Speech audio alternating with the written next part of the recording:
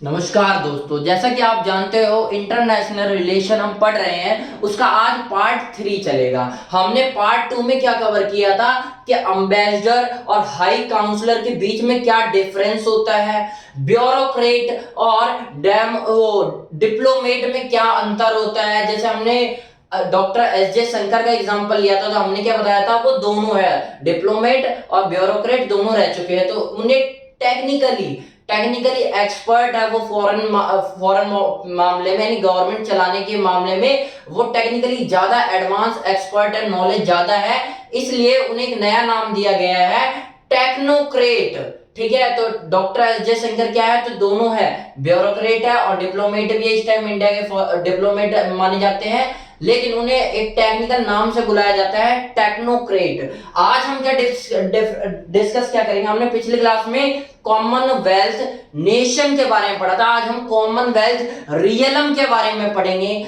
और क्या पढ़ेंगे, एक और होता है एक छोटा सा टर्म, कौन सा, कॉमनवेल्थ ऑफ इंडिपेंडेंट स्टेट्स, जो बिल्कुल ही अलग है इस टॉपिक से। किस टॉपिक से, कॉमनवेल्थ नेशन से बिल्कुल ही अलग है, उसके बारे में जानेंगे। और क्या जानेंगे हम, छोटे छोटे स्टेट जैसे vessel state, puppet state, satellite state, colony किसे कहते हैं, छोटे छोटे टर्म होते हैं जिसके बीच हम कंफ्यूज रहते हैं, उन कंफ्यूज को दूर करेंगे। और हम जब कॉमनवेल्थ नेशन या रियलम का बात करते हैं तो हम डोमिनियन स्टेटस के बारे में बात करते हैं कि हमें पहले अंग्रेजों ने कहा था कि हम आपको डोमिनियन स्टेटस कर देंगे, लेकिन हमारे देश के जो स्वतंत्रता सेनानी थे उन सब ने क्या कहा कि नहीं, हमें पूर्ण स्वराज चाहिए। तो इन सब में क्या बातें हैं, तो आज हम पार्ट 3 में खुल के डिस्कस करेंगे। तो शुरुआत करते हैं, पहले कॉमनवेल्थ ऑर्गेनाइजेशन हम पढ़ रहे थे, जिन्हें हम कॉमनवेल्थ नेशन कहते हैं। उसके अंदर देखो छोटे छोटे पॉइंट है जो हम पिछली क्लास में कवर नहीं हो पाए थे, वो आज कवर कर रहा हूं। हेड ऑफ कॉमनवेल्थ अगर कोई पूछ ले तो कौन है इस टाइम, क्वीन एलिजाबेथ सेकंड, जिसे हम हिंदी में क्या बोलते हैं, क्वीन एलिजाबेथ द्वितीय, वो है। She is ceremonial head. Ceremonial head मतलब वो सिर्फ एक फॉर्मेलिटी के लिए कि हाँ भाई इस कॉमनवेल्थ ऑर्गेनाइजेशन का कौन हेड है, तो वो कौन है, क्वीन एलिजाबेथ सेकंड है। सिर्फ एक सेरेमोनियल पद है, ये एक पोस्ट ऐसी है जो सेरेमोनियल सिर्फ फॉर्मेलिटी के लिए है। और इसके अलावा कॉमनवेल्थ नेशन जो है वो दुनिया के लगभग 40% यंग पॉपुलेशन, 1/3 पॉपुलेशन को कंटेन करता है ये नेशन। कौन, कॉमनवेल्थ ऑर्गेनाइजेशन या नेशंस, जितने नेशन अगर ये देखा जाए तो 1/3 पॉपुलेशन कंटेन करते हैं नेशन। उसके अलावा गेम्स आर आल्सो प्लेड, इनके बीच गेम करवाई जाती है। आपको पता है गेम से क्या होगा, देशों के बीच और कोऑर्डिनेशन बढ़ेगा, तो इसलिए कॉमनवेल्थ ऑर्गेनाइजेशन या नेशन जो होते हैं उनके बीच गेम भी करवाई जाती है। तो गेम्स आर आल्सो प्लेड, ठीक है, हर 2 साल में होते हैं लगभग। अच्छा, more than 80 organization that work together, ये जो कॉमनवेल्थ ऑर्गेनाइजेशन है इसके साथ लगभग 80 से ज्यादा ऑर्गेनाइजेशन मिलकर काम करती है। किसके लिए, ताकि पीस मेंटेन हो सके। पीस मेंटेन होगा तो प्रॉस्पेरिटी, समृद्धि आएगी रीजन में, तो उसके लिए 80 से ज्यादा ऑर्गेनाइजेशन कॉमनवेल्थ ऑर्गेनाइजेशन के साथ मिलकर काम करती है। उसके बाद ये छोटे छोटे पॉइंट है जो कहीं ना कहीं एग्जाम में पूछ लिए जाते हैं, तो मैं चाहता हूं आपको क्लियर हो इसलिए बताया जा रहा है। उसके बाद constitutional head of only 16 member country, मैंने क्या बोला, देखो constitutional head of 16 member country, जिसे हमने क्या बोला, कॉमनवेल्थ रियलम। मतलब समझो आप, कॉमनवेल्थ रियलम का मतलब क्या है, मैंने क्या बोला 54 या 53 कंट्री है जो कौन है, कॉमनवेल्थ नेशंस है। उनमें से 16 ऐसी कंट्री है जिन्होंने अपना राष्ट्रपति पद बना नहीं रखा, उसकी जगह क्वीन एलिजाबेथ सेकंड को मानते हैं। और अब देखो ये एक रानी है, तो ये आप 16 की 16 कंट्रीज में जाके तो बैठ नहीं सकती, तो इन्होंने अपने रिप्रेजेंटेटिव को बिठा रखा है। वो रिप्रेजेंटेटिव हो सकता है ब्रिटेन से आया हो, लेकिन मोस्ट प्रोबेबली वो उसी देश का कौन होता है, उसी देश का नागरिक होता है जो कि रिप्रेजेंट करता है क्वीन एलिजाबेथ सेकंड को अपनी कंट्री में। यानी जैसे 54 कंट्रीज जो उनमें से बोला कि देखो एक वो ऑनर देने के लिए, रिस्पेक्ट देने के लिए कि हाँ आप लोगों ने हमारे यहाँ कुछ अच्छा काम भी किया, उन लोगों ने क्या किया, उन देशों ने यानी 16 कंट्रीज ने क्या किया कि अपने यहाँ राष्ट्रपति का कोई पद नहीं बनाया, प्रेसिडेंट का कोई पद नहीं बनाया, और उसकी जगह रिप्रेजेंटेटिव को बिठाया, किसके, क्वीन एलिजाबेथ सेकेंड को, यानी अपने सर्वोच्च नागरिक अपने देश का क्वीन एलिजाबेथ सेकंड को माना। अच्छा, ऐसी कंट्रीज को लगभग 16 कंट्री थी, क्या नाम दिया गया, कॉमनवेल्थ रियलम, यानी ऐसी कंट्रीज जिन्होंने एक सम्मान के तौर पे अपना राष्ट्रपति ना बिठाकर राष्ट्रपति की जगह क्वीन एलिजाबेथ सेकंड को माना और उसके रिप्रेजेंटेटिव बैठते हैं राष्ट्रपति के पद पर। ठीक है, ऐसी कंट्रीज को क्या बोला गया, कॉमनवेल्थ रियलम। कितनी कंट्रीज थी, 16 कंट्रीज थी। उसके बाद 16 में कौन कौन सी थी, देखो याद रखना, मैं नहीं बताऊंगा नाम कौन कौन से थे, आपको पता होगा ऑस्ट्रेलिया और फालतू की जितने भी, लेकिन 16 में से यूके खुद थी, ये मत समझना 16 की 16 थी 54 में से। एक तो यूके खुद, जिसके मानते मानते यहाँ भाई क्वीन एलिजाबेथ सेकंड हमारे सर्वोच्च नागरिक है। उसके अलावा 15 और अलग से थी। अब देखो नाउ आज के टाइम पे क्या है, उस टाइम 16 थी, यूके एक था प्लस 15 अलग थी कंट्रीज, उनमें से नाउ 15 बची है। 15 बची है मतलब यूके तो हो गई होगा, उसके अलावा 15 में से 14 हो गई है, यानी एक कम हो गई, तभी जाके तो 15 हो गई। देखो 16 कंट्रीज थी, अब 16 में यूके एक तो खुद था, 15 लगती है, अब 15 में से एक हट गया तो 14 बची, यानी नाउ 15 कंट्रीज है जिसे हम कॉमनवेल्थ रियलम कहते हैं। क्यों, क्योंकि एक कंट्री जिससे बाहर हो गया जिसका नाम था बारबाडोस। अब बारबाडोस बाहर क्यों हुआ, इसका रीजन जान लो। वैसे क्या था, बोलने के लिए क्या बोलते हैं कि बारबाडोसियन, यानी जो वहां के लोग हैं, want a Barbadian head of state. क्या बोला, हम अब चाहते हैं अपना हेड ऑफ स्टेट यानी प्रेसिडेंट टाइप का जो पद है वो अपने बारबेडियन बने, ना कि कोई बाहर क्वीन एलिजाबेथ, यानी सीधा सीधा चाहते हैं हम कि भाई आप अपना प्रेसिडेंट बिठाना चाहते हैं। Want to become republic by cutting ties with British monarchy. British monarchy का जो ये सिस्टम चला आ रहा है, इससे टाइज कट करके हम चाहते हैं एक रिपब्लिक नेशन बने। So new head of state governor general, यानी मैंने क्या बोला, तो इसलिए उन्होंने क्या, उनका नया हेड ऑफ स्टेट यानी दूसरा नाम हम गवर्नर जनरल बोल देते थे पहले, वो ना बोल के अब प्रेसिडेंट बोलेंगे। वो कौन बना है, डोमासेंड्रा या डामासेंड्रा मैसोन। एक्ट कब बनी है, 30 नवंबर 2021, अब बन चुकी है। ठीक है, अब 2022 चल रहा है, तो अब तक बन चुकी है कौन प्रेसिडेंट, डामासेंड्रा मैसोन। अच्छा, ये क्या है, एट कंपनी लेवल और गवर्नमेंट लेवल। देखो थोड़ा सा अंतर समझो, मैंने क्या बोला, बारबाडोस अलग हो गया, उसने क्या बताया कि भैया हम चाहते हैं रिपब्लिक नेशन बने ब्रिटिश मोनार्की को छोड़ के। लेकिन रियल रीजन क्या था, रियल रीजन ये था भाई कि देखो ब्लैक लाइव मैटर, ऐसे बहुत सारे आजकल प्रोटेस्ट चल रहे हैं, तो उसके विरोध में wave of protest black live matter main था कि बारबाडोसियन क्या है, ब्लैक लाइव्स अफ्रीका से बिलोंग करते थे ये लोग, क्या है जरा ब्लैक पीपल है, और ये क्या है वेव ऑफ प्रोटेस्ट जो चला था अभी ब्लैक लाइव्स मैटर का, इस वजह से ये कट करके अपना प्रेसिडेंट बिठाना चाहते हैं। तो पहले हेड ऑफ स्टेट या गवर्नर जनरल क्या था, गवर्नर जनरल क्या थी, आपको याद आ गया होगा पुराने दिन अपने, जब आपने 11th-12th में पढ़ रखा होगा गवर्नर जनरल, या 9th-10th में पढ़ा होगा। तो अब देखो ये दो शब्द के बारे में मीनिंग जानो। गवर्नर जनरल कब कहते थे, जब एट गवर्नमेंट लेवल, और हेड ऑफ स्टेट कब कहते थे, एट कंपनी लेवल। क्या बोला, अच्छा याद रखना, हेड ऑफ स्टेट अभी भी कहते थे, समझो बात को मैंने क्या बोला, हेड ऑफ स्टेट अभी भी कहते थे। गवर्नर जनरल में क्या डिफरेंस था, गवर्नर जनरल कंपनी लेवल पे गवर्नर जनरल कहा जाता था, लेकिन बाद में ईस्ट इंडिया कंपनी के बाद कौन आया, पूरी गवर्नमेंट आके ब्रिटेन की राज करने लग गई, तो गवर्नमेंट लेवल पे हमने गवर्नर जनरल का नया नाम दे दिया था वाइस रॉय। आपने वाइस रॉय के बहुत बारे में सुना होगा, तो वाइस रॉय क्या होता है आपको समझ में आएगा, है तो गवर्नर जनरल, लेकिन जब गवर्नमेंट के लेवल पे सबसे ऊंचा पद जो जिसका था वो वाइस रॉय था। अच्छा, आई होप आपको समझ में आएगा बारबाडोस अलग क्यों हुआ। ये थोड़ा इंपॉर्टेंट है तो याद रखना, बारबाडोस अलग क्यों हुआ। मेन रीजन यही था कि भाई ब्लैक लाइव मैटर ऐसे बहुत सारे प्रोटेस्ट चल रहे, तो इससे इसलिए अपने ब्रिटिश मोनार्की से कट करके अपना हेड ऑफ स्टेट यानी प्रेसिडेंट बिठाया डामा सेंड्रा मैसोन। कब? 30 नवंबर 2021 में। अब आप बोलोगे सर पहले क्वीन एलिजाबेथ सेकंड को आपने बोला रिप्रेजेंट करने वाला वहां बैठा रहता था उसके देश में, वो कौन था? वो भी यही था। लेकिन अब क्या है, ये उन्हें रिप्रेजेंट ना करके ये अपने देश को खुद ही रिप्रेजेंट करेंगे। हम 12वां डिवीजन, हमारा खुद का एक पद है जिसका नाम है हेड ऑफ स्टेट या प्रेसिडेंट का पद। तो आई होप आपको समझ में आया होगा। आप कोई पूछ ले करंट अफेयर में कि 16 कंट्रीज है या 15 है या 14 है या 12-13 जो भी है, तो आप बोलोगे आप 16 ना बच के आप 15 कंट्रीज है टोटल।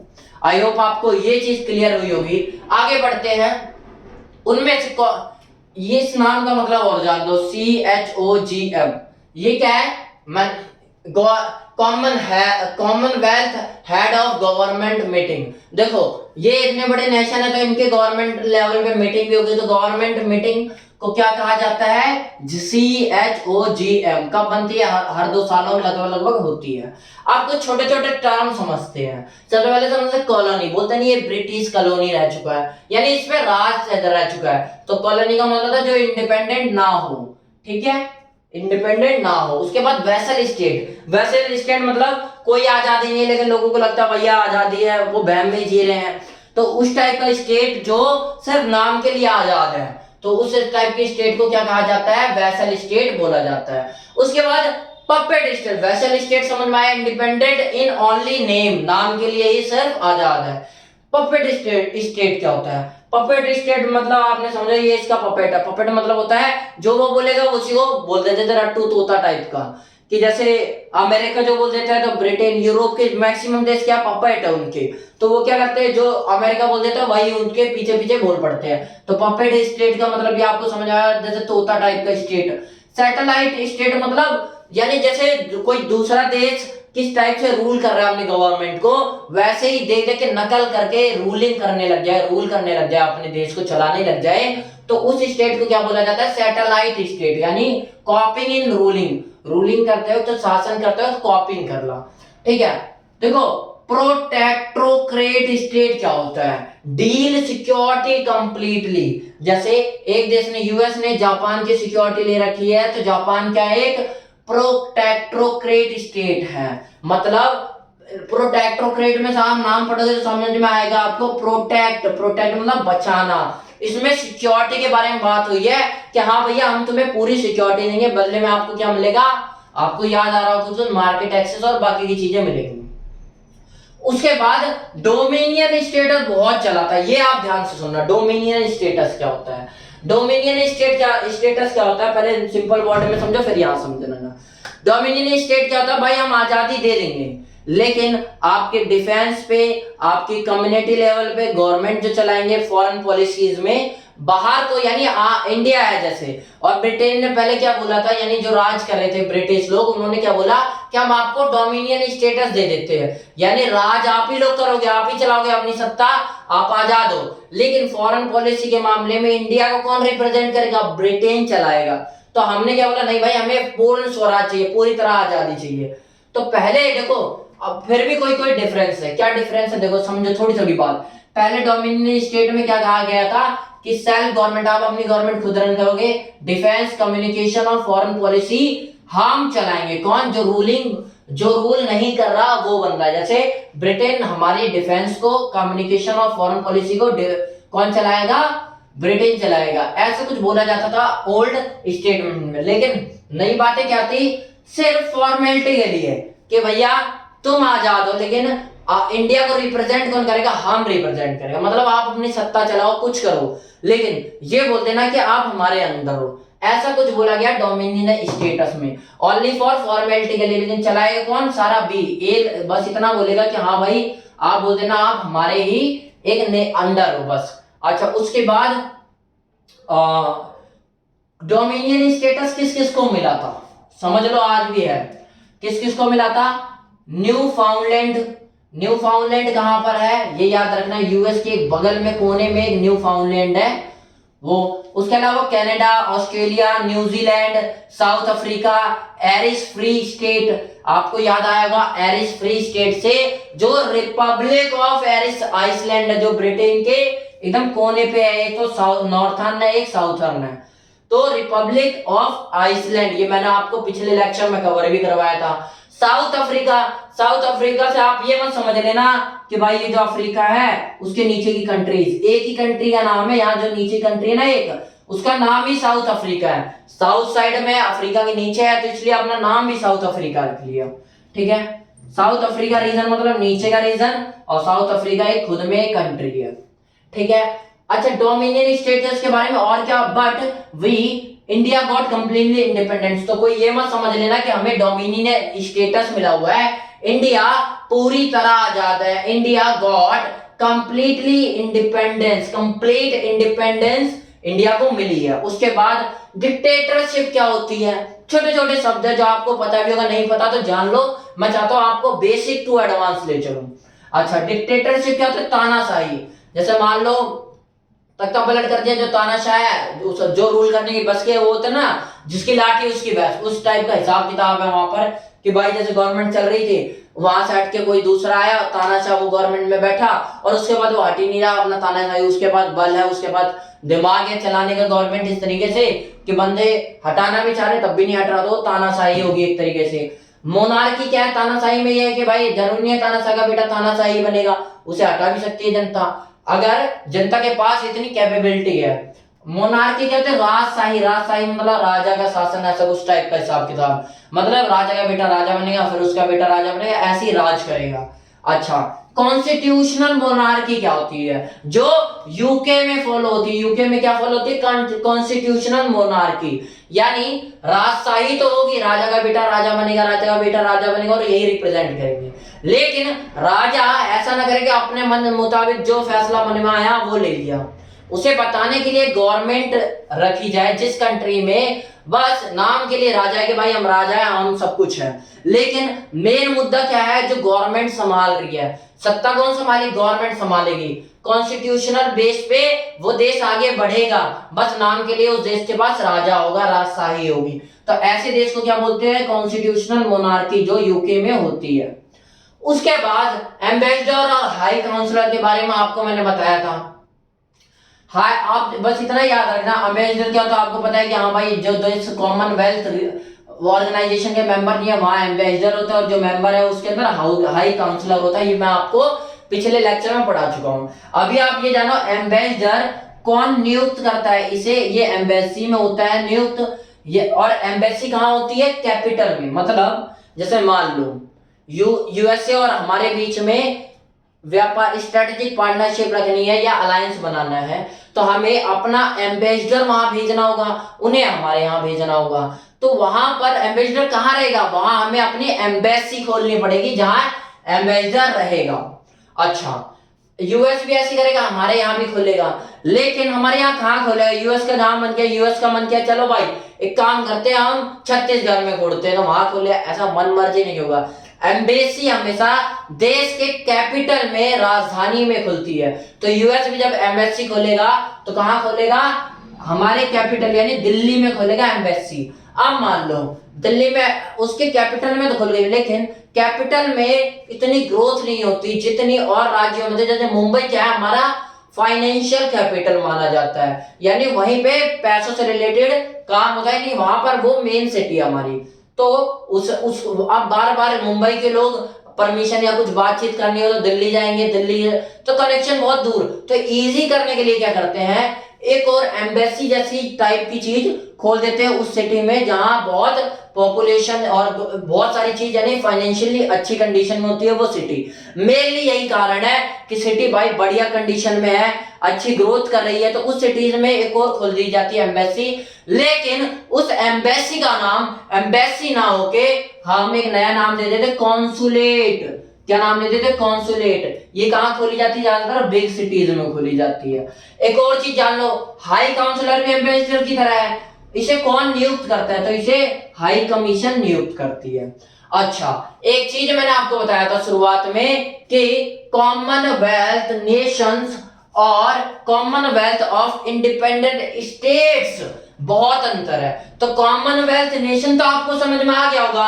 अब कॉमनवेल्थ ऑफ इंडिपेंडेंट स्टेट्स जानो। जैसे बिल्कुल से ब्रिटेन के राज में ये सारे देश को छुट्टी मिली थी, वैसे ही रशियन कॉमनवेल्थ कहा जाता है, जिसका दूसरा नाम होता है कॉमनवेल्थ ऑफ इंडिपेंडेंट स्टेट्स। आपको पता है कि रसिया पहले क्या था, सोवियत संघ था, सोवियत संघ था, यानी बहुत बड़ा संघ था।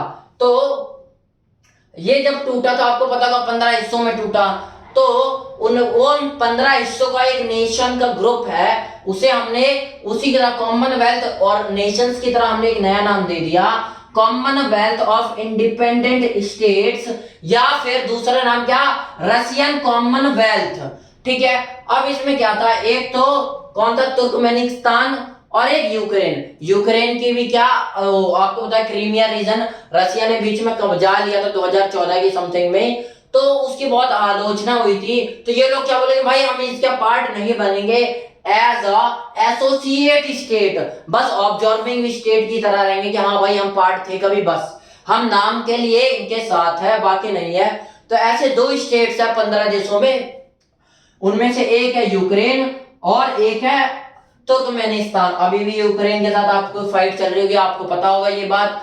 आई होप आज मैं आपको जो सिखाना चाह रहा था वो चीजें समझ में आई होगी।